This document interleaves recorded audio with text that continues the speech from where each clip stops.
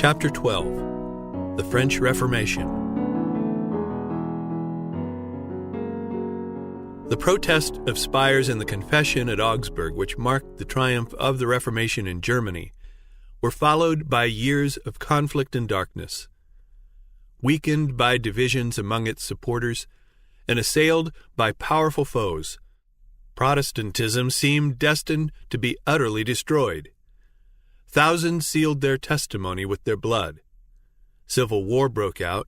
The Protestant cause was betrayed by one of its leading adherents. The noblest of the reformed princes fell into the hands of the emperor and were dragged as captives from town to town.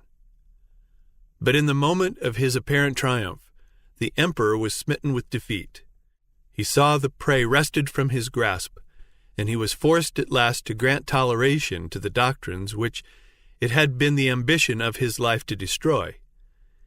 He had staked his kingdom, his treasures, and life itself upon the crushing out of the heresy. Now he saw his armies wasted by battle, his treasuries drained, his many kingdoms threatened by revolt, while everywhere the faith which he had vainly endeavored to suppress was extending. Charles V had been battling against omnipotent power. God had said, "Let there be light," but the emperor had sought to keep the darkness unbroken.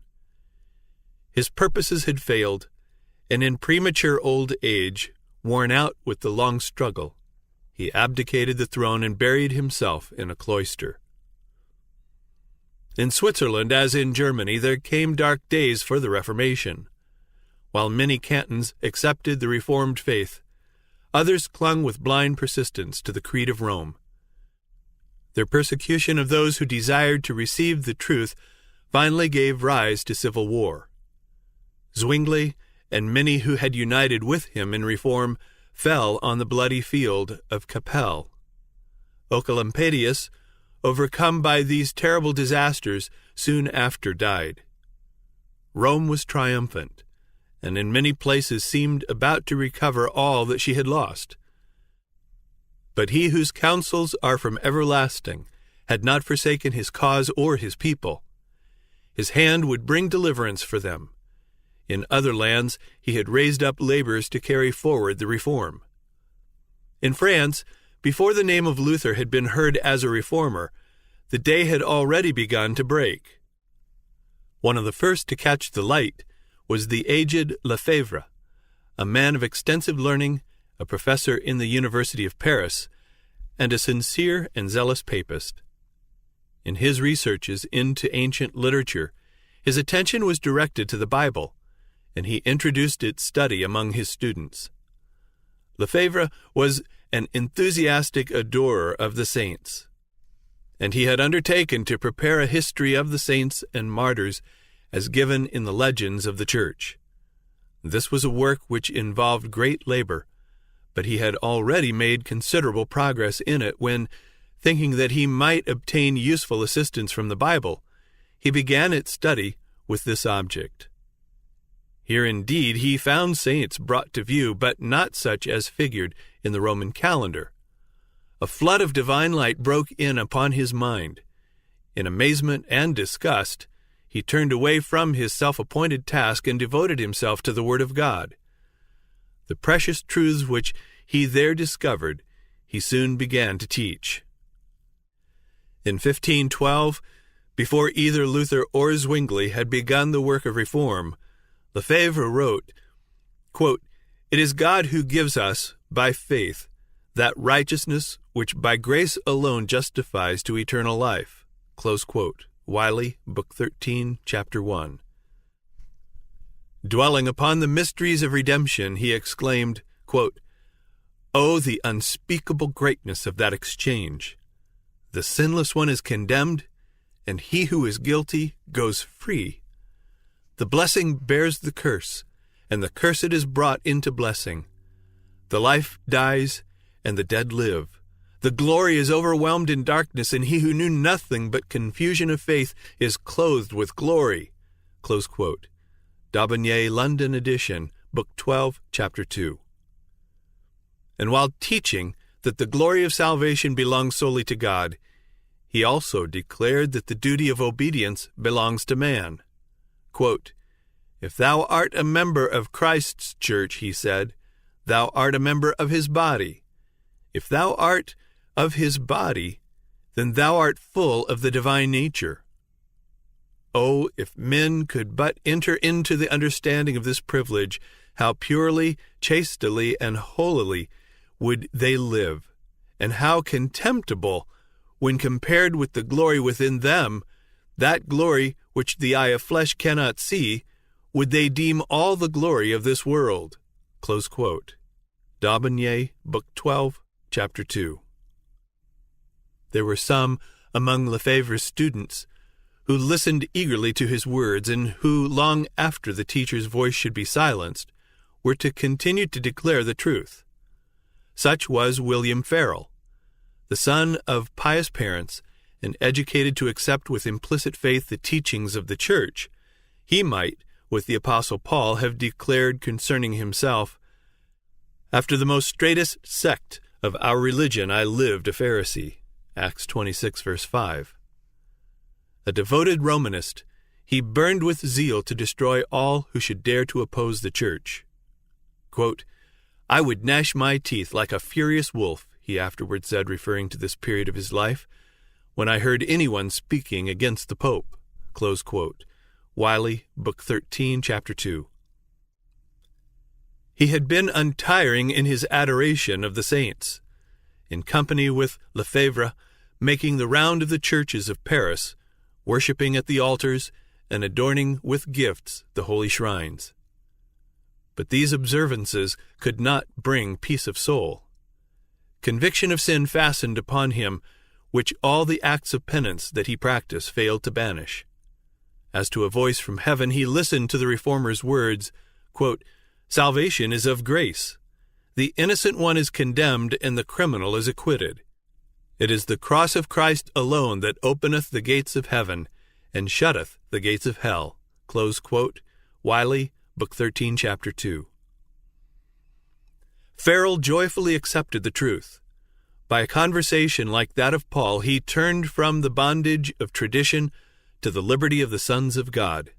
Quote, "Instead of the murderous heart of a ravening wolf, he came back," he says, "quietly, like a meek and harmless lamb, having his heart entirely withdrawn from the Pope and given to Jesus Christ." Close quote. D'Aubigné, Book 12, Chapter 3. While Lefebvre continued to spread the light among his students, Farel, as zealous in the cause of Christ as he had been in that of the Pope, went forth to declare the truth in public. A dignitary of the Church, the Bishop of Meaux, soon after united with them. Other teachers who ranked high for their ability and learning joined in proclaiming the gospel, and it won adherents among all classes, from the homes of artisans and peasants to the palace of the king. The sister of Francis I, then the reigning monarch, accepted the Reformed faith. The king himself and the queen mother appeared for a time to regard it with favor, and with high hopes the Reformers looked forward to the time when France should be won to the gospel. But their hopes were not to be realized. Trial and persecution awaited the disciples of Christ. This, however, was mercifully veiled from their eyes. A time of peace intervened, that they might gain strength to meet the tempest, and the Reformation made rapid progress. The Bishop of Meaux labored zealously in his own diocese to instruct both the clergy and the people. Ignorant and immoral priests were removed, and so far as possible replaced by men of learning and piety. The bishop greatly desired that his people might have access to the Word of God for themselves, and this was soon accomplished. Lefebvre undertook the translation of the New Testament, and at the very time when Luther's German Bible was issuing from the press in Wittenberg, the French New Testament was published at Meaux. The bishop spared no labor or expense to circulate it in his parishes, and soon the peasants of Meaux were in possession of the Holy Scriptures. As travelers perishing from thirst welcome with joy a living water spring, so did these souls receive the message of heaven.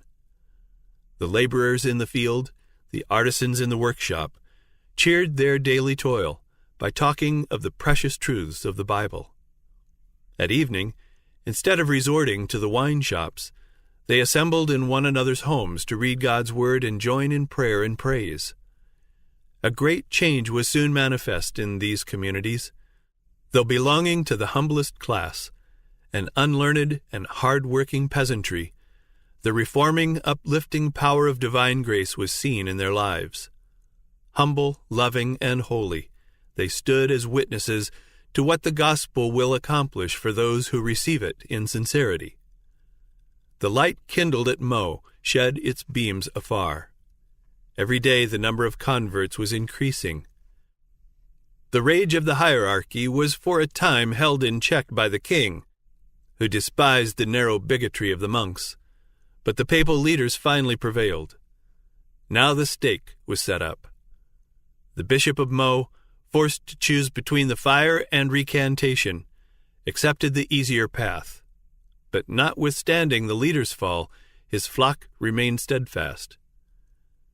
Many witnessed for the truth amid the flames. By their courage and fidelity at the stake, these humble Christians spoke to thousands who in days of peace had never heard their testimony. It was not alone the humble and the poor that amid suffering and scorn dared to bear witness for Christ. In the lordly halls of the castle and the palace, there were kingly souls by whom truth was valued above wealth or rank or even life. Kingly armor concealed a loftier and more steadfast spirit than did the bishop's robe and mitre. Louis de Berquin was of noble birth. A brave and courtly knight, he was devoted to study, polished in manners, and of blameless morals. He was, says a writer, a great follower of the papistical constitutions and a great hearer of masses and sermons, and he crowned all his other virtues by holding Lutheranism in special abhorrence. But like so many others, providentially guided to the Bible, he was amazed to find there, quote, not the doctrines of Rome, but the doctrines of Luther, close quote. Wiley, Book 13, Chapter 9. Henceforth he gave himself with entire devotion to the cause of the gospel. The most learned of the nobles of France, his genius and eloquence, his indomitable courage and heroic zeal, and his influence at court, for he was a favorite with the king, caused him to be regarded by many as one destined to be the reformer of his country. Said Beza, quote, Berquin would have been a second Luther, had he found in Francis I a second elector. Close quote. Quote, he is worse than Luther, close quote, cried the papists. Wiley, Book 13, Chapter 9. More dreaded he was indeed by the Romanists of France. They thrust him into prison as a heretic, but he was set at liberty by the king. For years the struggle continued. Francis, wavering between Rome and the Reformation, alternately tolerated and restrained the fierce zeal of the monks. Berquin was 3 times imprisoned by the papal authorities, only to be released by the monarch who, in admiration of his genius and his nobility of character, refused to sacrifice him to the malice of the hierarchy. Berquin was repeatedly warned of the danger that threatened him in France, and urged to follow the steps of those who had found safety in voluntary exile. The timid and time-serving Erasmus, who with all the splendor of his scholarship failed of that moral greatness which holds life and honor subservient to truth, wrote to Berquin, quote, ask to be sent as ambassador to some foreign country. Go and travel in Germany. You know Beda and such as he. He is a 1,000-headed monster, darting venom on every side. Your enemies are named Legion. Were your cause better than that of Jesus Christ, they will not let you go till they have miserably destroyed you. Do not trust too much to the king's protection.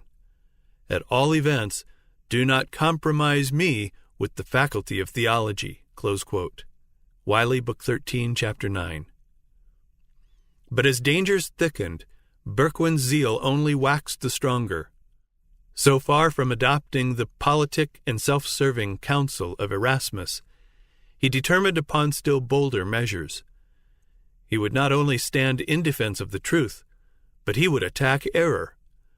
The charge of heresy which the Romanists were seeking to fasten upon him, he would rivet upon them. The most active and bitter of his opponents were the learned doctors and monks of the theological department in the great University of Paris, one of the highest ecclesiastical authorities both in the city and the nation. From the writings of these doctors, Berquin drew 12 propositions which he publicly declared to be opposed to the Bible and heretical, and he appealed to the king to act as judge in the controversy. The monarch, not loath to bring into contrast the power and acuteness of the opposing champions, and glad of an opportunity of humbling the pride of these haughty monks, bade the Romanists defend their cause by the Bible. This weapon they well knew would avail them little. Imprisonment, torture, and the stake were arms which they better understood how to wield. Now the tables were turned, and they saw themselves about to fall into the pit into which they had hoped to plunge Berquin. In amazement they looked about them for some way of escape. Just at that time, an image of the Virgin at the corner of one of the streets was mutilated. There was great excitement in the city. Crowds of people flocked to the place with expressions of mourning and indignation. The king also was deeply moved. Here was an advantage which the monks could turn to good account, and they were quick to improve it. Quote, "These are the fruits of the doctrines of Berquin," they cried. "All is about to be overthrown, religion, the laws, the throne itself, by this Lutheran conspiracy." Close quote. Wiley, Book 13, Chapter 9. Again, Berquin was apprehended. The king withdrew from Paris, and the monks were thus left free to work their will. The reformer was tried and condemned to die, and lest Francis should even yet interpose to save him, the sentence was executed on the very day it was pronounced. At noon, Berquin was conducted to the place of death. An immense throng gathered to witness the event, and there were many who saw with astonishment and misgiving that the victim had been chosen from the best and bravest of the noble families of France. Amazement, indignation, scorn, and bitter hatred darkened the faces of that surging crowd. But upon one face no shadow rested. The martyr's thoughts were far from that scene of tumult. He was conscious only of the presence of his Lord.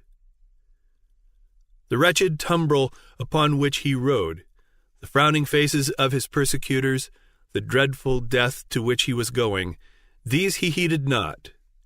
He who liveth and was dead, and is alive for evermore, and hath the keys of death and of hell, was beside him. Berquin's countenance was radiant with the light and peace of heaven. He had attired himself in goodly raiment, wearing, quote, "a cloak of velvet, a doublet of satin and damask, and golden hose," close quote.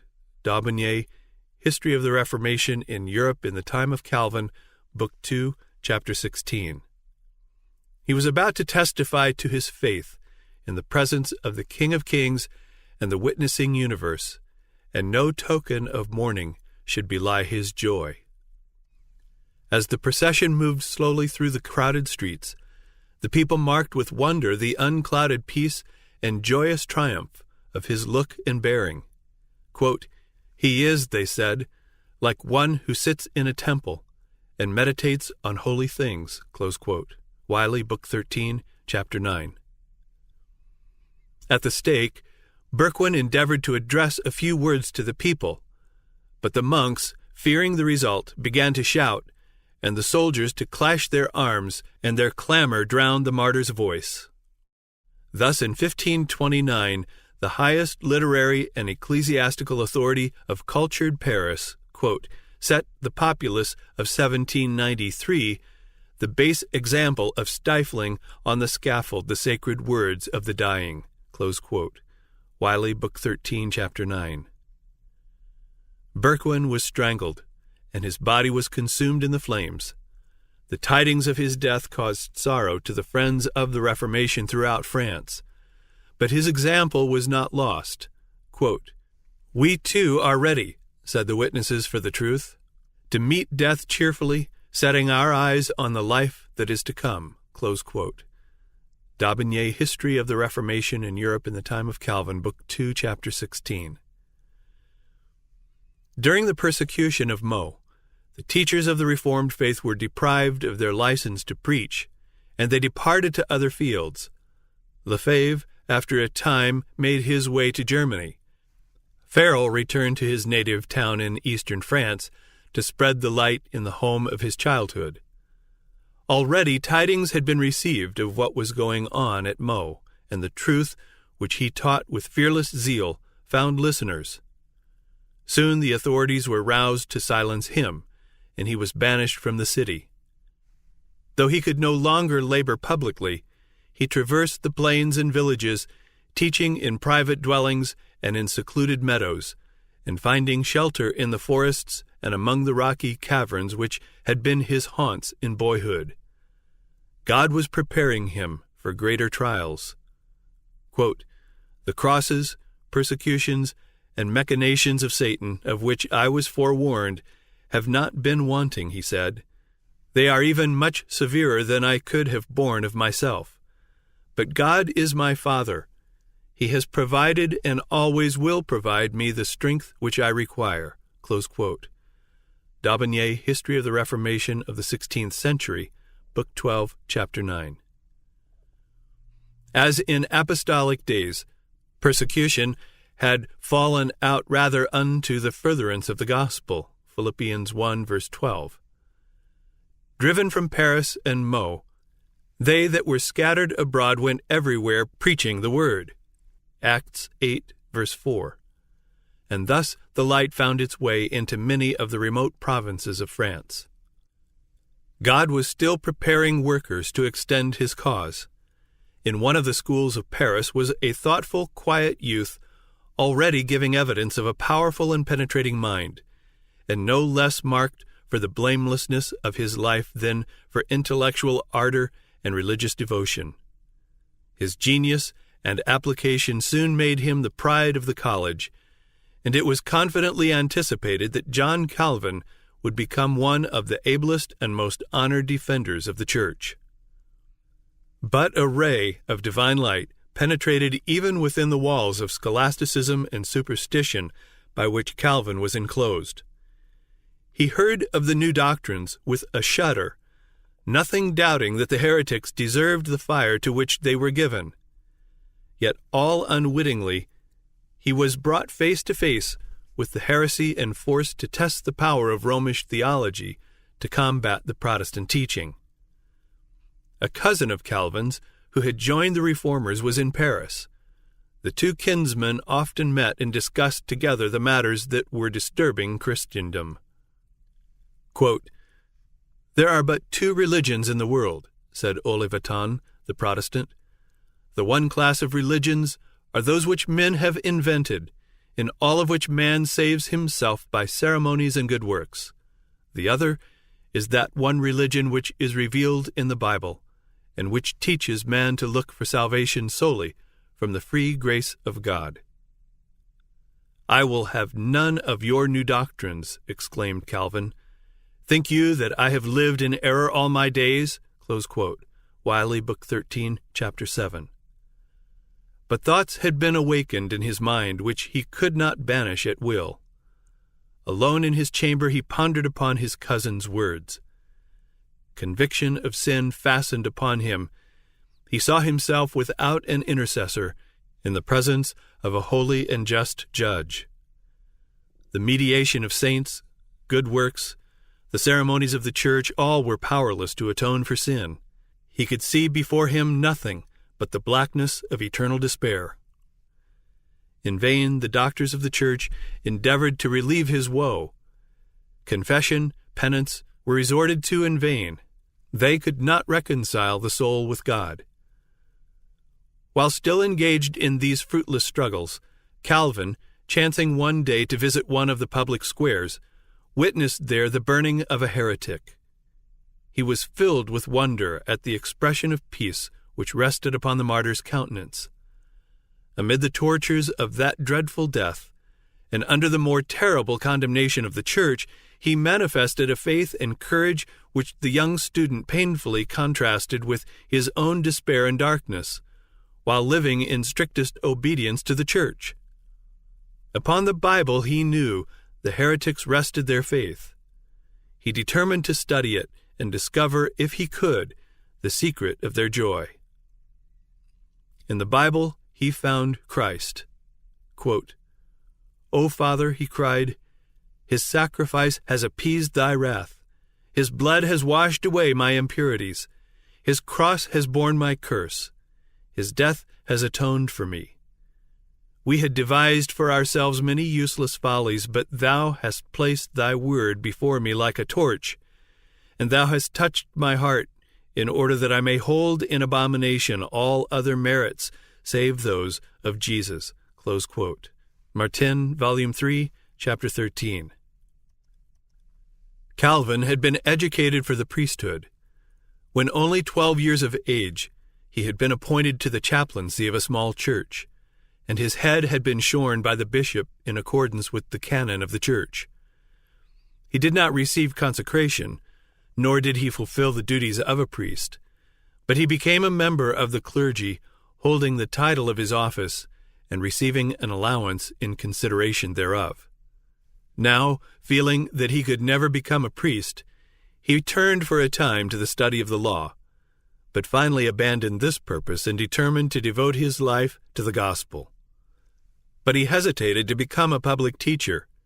He was naturally timid and was burdened with a sense of the weighty responsibility of the position, and he desired still to devote himself to study. The earnest entreaties of his friends, however, at last won his consent. Quote, "Wonderful it is," he said, "that one of so lowly an origin should be exalted to so great a dignity." Close quote. Wiley, Book 13, Chapter 9. Quietly did Calvin enter upon his work, and his words were as the dew falling to refresh the earth.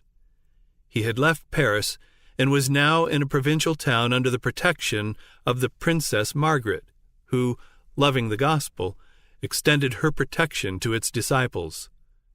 Calvin was still a youth, of gentle, unpretentious bearing. His work began with the people at their homes. Surrounded by the members of the household, he read the Bible and opened the truths of salvation. Those who heard the message carried the good news to others, and soon the teacher passed beyond the city to the outlying towns and hamlets. To both the castle and the cabin he found entrance, and he went forward, laying the foundation of churches that were to yield fearless witnesses for the truth. A few months, and he was again in Paris. There was unwonted agitation in the circle of learned men and scholars.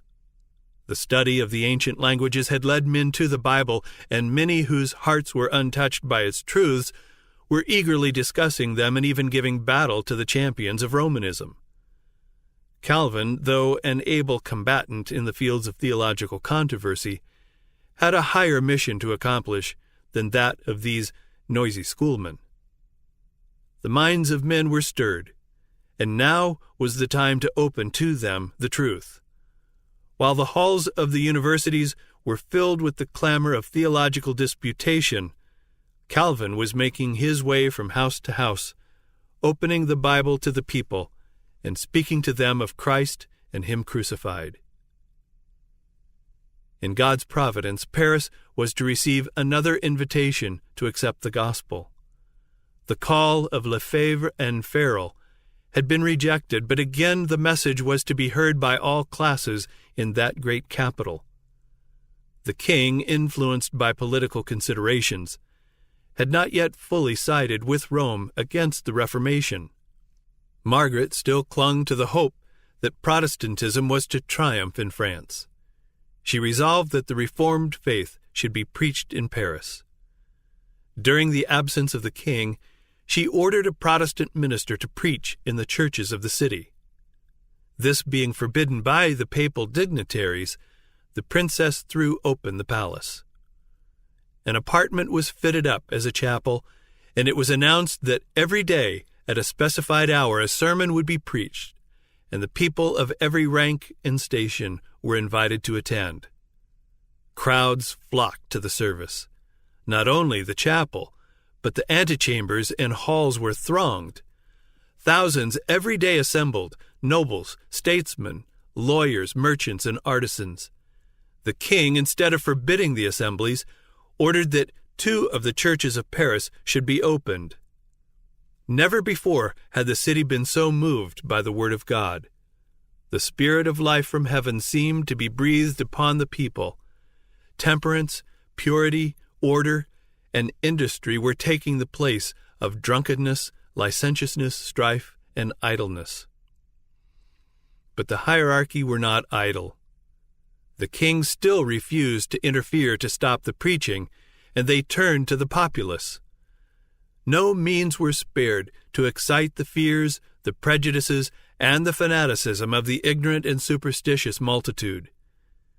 Yielding blindly to her false teachers, Paris, like Jerusalem of old, knew not the time of her visitation, nor the things which belonged unto her peace. For 2 years the word of God was preached in the capital, but while there were many who accepted the gospel, the majority of the people rejected it. Francis had made a show of toleration merely to serve his own purposes, and the papists succeeded in regaining the ascendancy. Again, the churches were closed, and the stake was set up. Calvin was still in Paris, preparing himself by study, meditation, and prayer for his future labors, and continuing to spread the light. At last, however, suspicion fastened upon him. The authorities determined to bring him to the flames. Regarding himself as secure in his seclusion, he had no thought of danger when friends came hurrying to his room with the news that officers were on their way to arrest him. At that instant, a loud knocking was heard at the outer entrance. There was not a moment to be lost. Some of his friends detained the officers at the door, while others assisted the reformer to let himself down from a window, and he rapidly made his way to the outskirts of the city. Finding shelter in the cottage of a laborer who was a friend to the reform, he disguised himself in the garments of his host, and shouldering a hoe, started on his journey. Traveling southward, he again found refuge in the dominions of Margaret. In parentheses it says, see D'Aubigné, History of the Reformation in Europe in the Time of Calvin, Book 2, Chapter 30. Here for a few months he remained safe under the protection of powerful friends and engaged as before in study. But his heart was set upon the evangelization of France, and he could not long remain inactive. As soon as the storm had somewhat abated, he sought a new field of labor in Poitiers, where was a university, and where already the new opinions had found favor. Persons of all classes gladly listened to the gospel. There was no public preaching, but in the home of the chief magistrate, in his own lodgings, and sometimes in a public garden, Calvin opened the words of eternal life to those who desired to listen. After a time, as the number of hearers increased, it was thought safer to assemble outside the city. A cave in the side of a deep and narrow gorge, where trees and overhanging rocks made the seclusion still more complete, was chosen as the place of meeting. Little companies, leaving the city by different routes, found their way hither. In this retired spot the Bible was read aloud and explained. Here the Lord's Supper was celebrated for the first time by the Protestants of France. From this little church, several faithful evangelists were sent out. Once more Calvin returned to Paris. He could not even yet relinquish the hope that France, as a nation, would accept the Reformation. But he found almost every door of labor closed. To teach the gospel was to take the direct road to the stake, and he at last determined to depart to Germany. Scarcely had he left France when a storm burst over the Protestants that, had he remained, must surely have involved him in the general ruin. The French reformers, eager to see their country keeping pace with Germany and Switzerland, determined to strike a bold blow against the superstitions of Rome that should arouse the whole nation. Accordingly, placards attacking the Mass were in one night posted all over France. Instead of advancing the reform, this zealous but ill-judged movement brought ruin, not only upon its propagators, but upon the friends of the Reformed faith throughout France. It gave the Romanists what they had long desired, a pretext for demanding the utter destruction of the heretics as agitators dangerous to the stability of the throne and the peace of the nation. By some secret hand, whether of indiscreet friend or wily foe was never known, one of the placards was attached to the door of the king's private chamber. The monarch was filled with horror. In this paper, superstitions that had received the veneration of ages were attacked with an unsparing hand, and the unexampled boldness of obtruding these plain and startling utterances into the royal presence aroused the wrath of the king. In his amazement, he stood for a little time trembling and speechless. Then his rage found utterance in the terrible words, quote, "Let all be seized without distinction who are suspected of Lutheracy. I will exterminate them all." Close quote. D'Aubigné, Book 4, Chapter 10. The die was cast. The king had determined to throw himself fully on the side of Rome. Measures were at once taken for the arrest of every Lutheran in Paris. A poor artisan, an adherent of the Reformed faith, who had been accustomed to summon the believers to their secret assemblies, was seized and, with the threat of an instant death at the stake, was commanded to conduct the papal emissary to the home of every Protestant in the city. He shrank in horror from the base proposal, but at last fear of the flames prevailed, and he consented to become the betrayer of his brethren. Preceded by the host, and surrounded by a train of priests, incense-bearers, monks, and soldiers, Morin, the royal detective, with the traitor, slowly and silently passed through the streets of the city. The demonstration was ostensibly in honor of the Holy Sacrament, an act of expiation for the insult put upon the Mass by the protesters. But beneath this pageant a deadly purpose was concealed. On arriving opposite the house of a Lutheran, the betrayer made a sign, but no word was uttered. The procession halted, the house was entered, the family were dragged forth and chained, and the terrible company went forward in search of fresh victims. They, quote, spared no house, great or small, not even the colleges of the University of Paris. Morin made all the city quake. It was a reign of terror, close quote. D'Aubigné, Book 4, Chapter 10.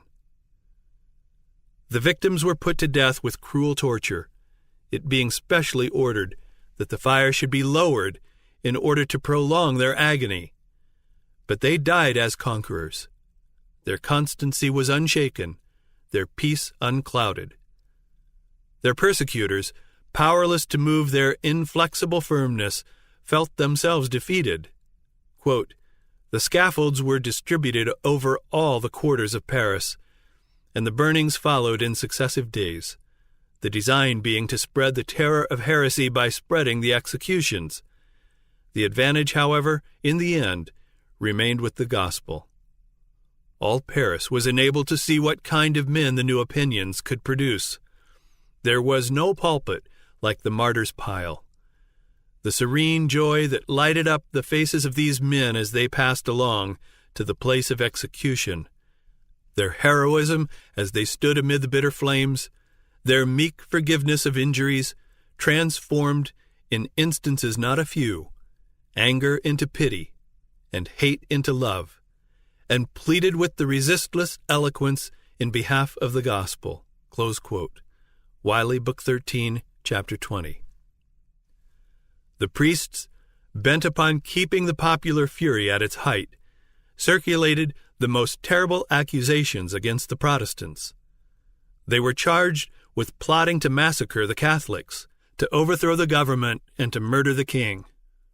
Not a shadow of evidence could be produced in support of the allegations. Yet these prophecies of evil were to have a fulfillment. Under far different circumstances, however, and from causes of an opposite character. The cruelties that were inflicted upon the innocent Protestants by the Catholics accumulated in a weight of retribution, and in after centuries wrought the very doom they had predicted to be impending upon the king, his government, and his subjects. But it was brought about by infidels and by the papists themselves. It was not the establishment, but the suppression of Protestantism that 300 years later was to bring upon France these dire calamities. Suspicion, distrust, and terror now pervaded all classes of society. Amid the general alarm, it was seen how deep a hold the Lutheran teaching had gained upon the minds of men who stood highest for education, influence, and excellence of character. Positions of trust and honor were suddenly found vacant. Artisans, printers, scholars, professors in the universities, authors, and even courtiers disappeared. Hundreds fled from Paris, self-constituted exiles from their native land, in many cases thus giving the first intimation that they favored the Reformed faith. The papists looked about them in amazement at thought of the unsuspected heretics that had been tolerated among them. Their rage spent itself upon the multitudes of humbler victims who were within their power. The prisons were crowded, and the very air seemed darkened with the smoke of burning piles, kindled for the confessors of the gospel. Francis I had gloried in being a leader in the great movement for the revival of learning, which marked the opening of the 16th century. He had delighted to gather at his court men of letters from every country. To his love of learning and his contempt for the ignorance and superstition of the monks was due, in part at least, the degree of toleration that had been granted to the reform. But, inspired with zeal to stamp out heresy, this patron of learning issued an edict declaring printing abolished all over France. Francis I presents one among the many examples on record showing that intellectual culture is not a safeguard against religious intolerance and persecution. France, by a solemn and public ceremony, was to commit herself fully to the destruction of Protestantism. The priests demanded that the affront offered to high heaven in the condemnation of the Mass be expiated in blood, and that the king, in behalf of his people, publicly give his sanction to the dreadful work. The 21st of January 1535 was fixed upon for the awful ceremonial.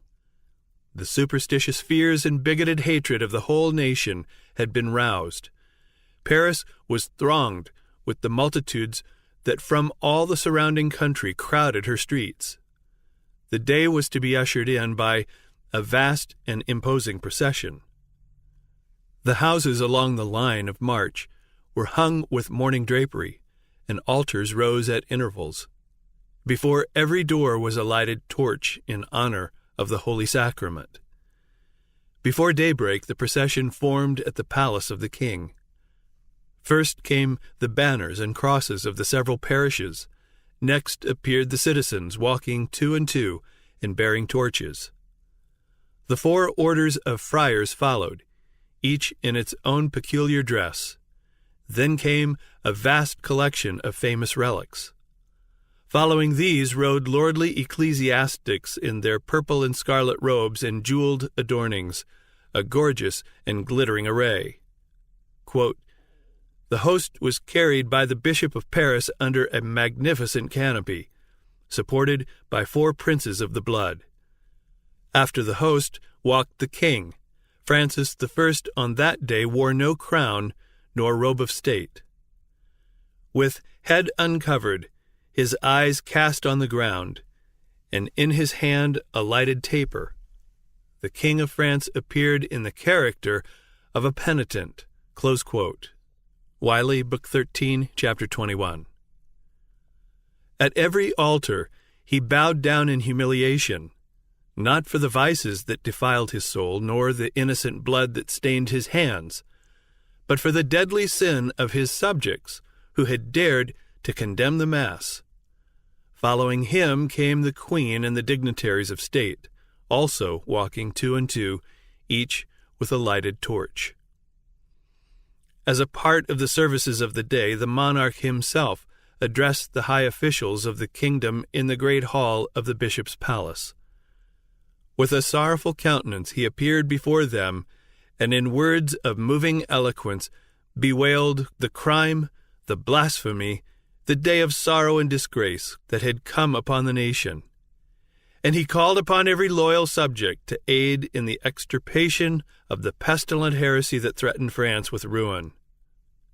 Quote, "As true, messieurs, as I am your king," he said, "if I knew one of my own limbs spotted or infected with this detestable rottenness, I would give it you to cut off. And further, if I saw one of my children defiled by it, I would not spare him. I would deliver him up myself, and would sacrifice him to God." Close quote. Tears choked his utterance, and the whole assembly wept with one accord, exclaiming, quote, "We will live and die for the Catholic religion." Close quote. D'Aubigné, History of the Reformation in Europe in the Time of Calvin, Book 4, Chapter 12. Terrible had become the darkness of the nation that had rejected the light of truth.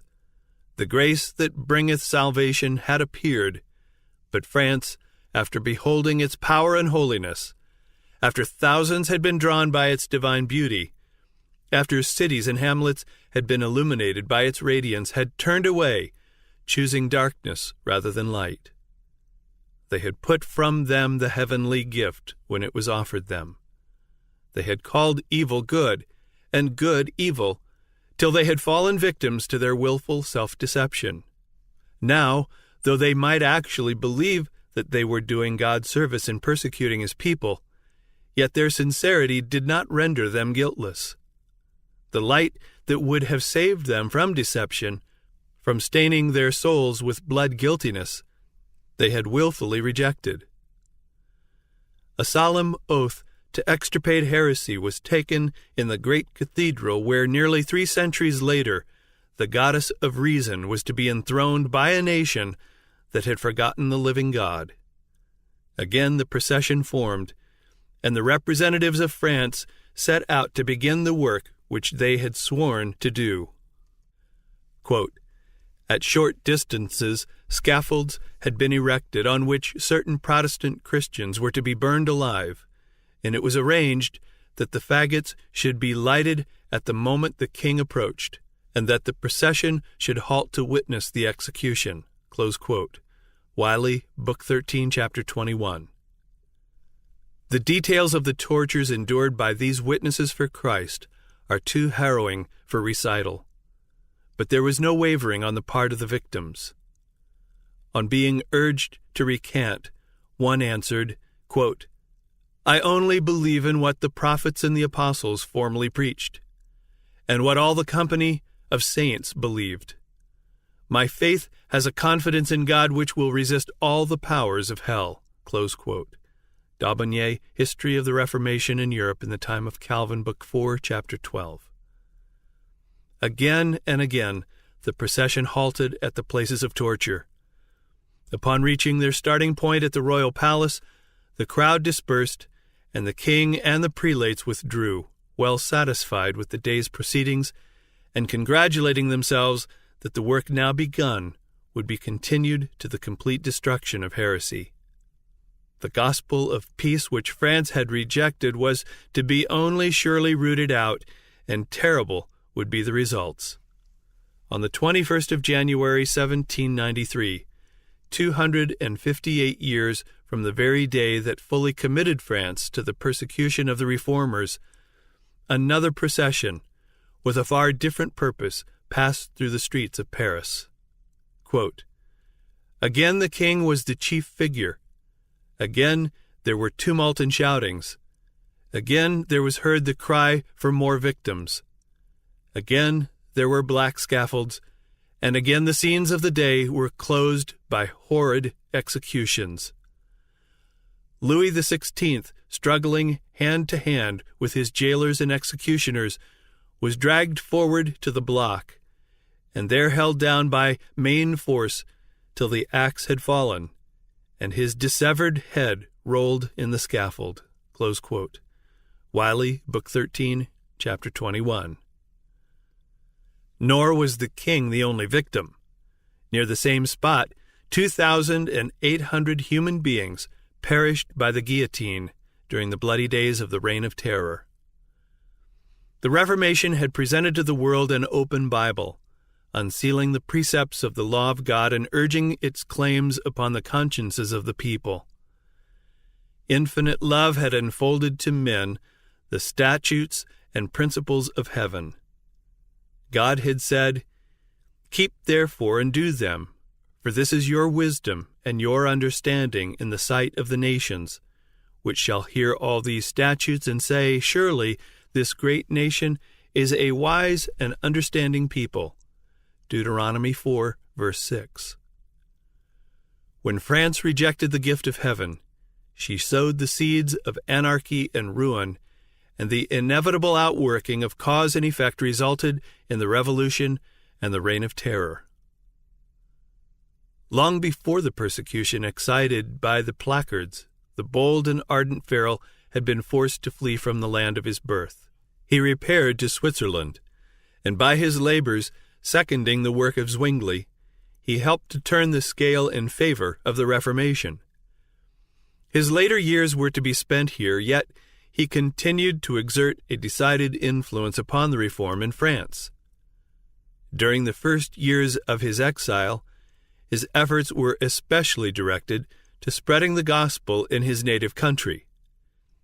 He spent considerable time in preaching among his countrymen near the frontier, where with tireless vigilance he watched the conflict and aided by his words of encouragement and counsel. With the assistance of other exiles, the writings of the German reformers were translated into the French language, and together with the French Bible were printed in large quantities. By colporteurs, these works were sold extensively in France. They were furnished to the colporteurs at a low price, and thus the profits of the work enabled them to continue it. Farel entered upon his work in Switzerland in the humble guise of a schoolmaster. Repairing to a secluded parish, he devoted himself to the instruction of children. Besides the usual branches of learning, he cautiously introduced the truths of the Bible, hoping through the children to reach the parents. There were some who believed, but the priests came forward to stop the work, and the superstitious country people were roused to oppose it. Quote, "That cannot be the gospel of Christ," urged the priest, "seeing the preaching of it does not bring peace but war." Close quote. Wiley, Book 14, Chapter 3. Like the first disciples, when persecuted in one city, he fled to another. From village to village, from city to city, he went traveling on foot, enduring hunger, cold, and weariness, and everywhere in peril of his life. He preached in the marketplaces, in the churches, sometimes in the pulpits of the cathedrals. Sometimes he found the church empty of hearers. At times his preaching was interrupted by shouts and jeers. Again he was pulled violently out of the pulpit. More than once he was set upon by the rabble and beaten almost to death. Yet he pressed forward. Though often repulsed, with unwearying persistence he returned to the attack, and one after another he saw towns and cities which had been strongholds of popery opening their gates to the gospel. The little parish where he had first labored, soon accepted the Reformed faith. The cities of Morat and Neuchâtel also renounced the Romish rites and removed the idolatrous images from their churches. Farel had long desired to plant the Protestant standard in Geneva. If this city could be won, it would be a center for the Reformation in France, in Switzerland, and in Italy. With this object before him, he had continued his labors until many of the surrounding towns and hamlets had been gained. Then, with a single companion, he entered Geneva. But only 2 sermons was he permitted to preach. The priests, having vainly endeavored to secure his condemnation by the civil authorities, summoned him before an ecclesiastical council, to which they came with arms concealed under their robes, determined to take his life. Outside the hall, a furious mob with clubs and swords was gathered to make sure of his death if he should succeed in escaping the council. The presence of magistrates and an armed force, however, saved him. Early next morning, he was conducted with his companion across the lake to a place of safety. Thus ended his first effort to evangelize Geneva. For the next trial, a lowlier instrument was chosen. A young man so humble in appearance that he was coldly treated even by the professed friends of the Reform. But what could such a one do where Farel had been rejected? How could one of little courage and experience withstand the tempest before which the strongest and bravest had been forced to flee? Not by might, nor by power, but by my Spirit, saith the Lord. Zechariah 4, verse 6. God hath chosen the weak things of the world to confound the things which are mighty, because the foolishness of God is wiser than men, and the weakness of God is stronger than men. 1 Corinthians 1, verses 27 and 25. Froment began his work as a schoolmaster. The truths which he taught the children at school they repeated at their homes. Soon the parents came to hear the Bible explained until the schoolroom was filled with attentive listeners. New Testaments and tracts were freely distributed, and they reached many who dared not come openly to listen to the new doctrines. After a time, this laborer also was forced to flee, but the truths he taught had taken hold upon the minds of the people. The Reformation had been planted, and it continued to strengthen and extend. The preachers returned, and through their labors, the Protestant worship was finally established in Geneva. The city had already declared for the Reformation when Calvin, after various wanderings and vicissitudes, entered its gates. Returning from a last visit to his birthplace, he was on his way to Basel when, finding the direct road occupied by the armies of Charles V, he was forced to take the circuitous route by Geneva. In this visit, Farel recognized the hand of God. Though Geneva had accepted the Reformed faith, yet a great work remained to be accomplished here. It is not as communities, but as individuals that men are converted to God.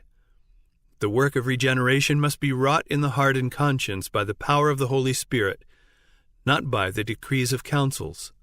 While the people of Geneva had cast off the authority of Rome, they were not so ready to renounce the vices that had flourished under her rule. To establish here the pure principles of the gospel and to prepare this people to fill worthily the position to which Providence seemed calling them were not light tasks. Farel was confident that he had found in Calvin one whom he could unite with himself in this work. In the name of God, he solemnly adjured the young evangelist to remain and labor here. Calvin drew back in alarm. Timid and peace-loving, he shrank from contact with the bold, independent, and even violent spirit of the Genevese.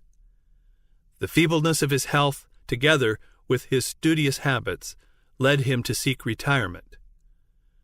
Believing that by his pen he could best serve the cause of reform, he desired to find a quiet retreat for study, and there, through the press, instruct and build up the churches. But Farel's solemn admonition came to him as a call from heaven, and he dared not refuse. It seemed to him, he said, quote, that the hand of God was stretched down from heaven, that it lay hold of him and fixed him irrevocably to the place he was so impatient to leave. Close quote.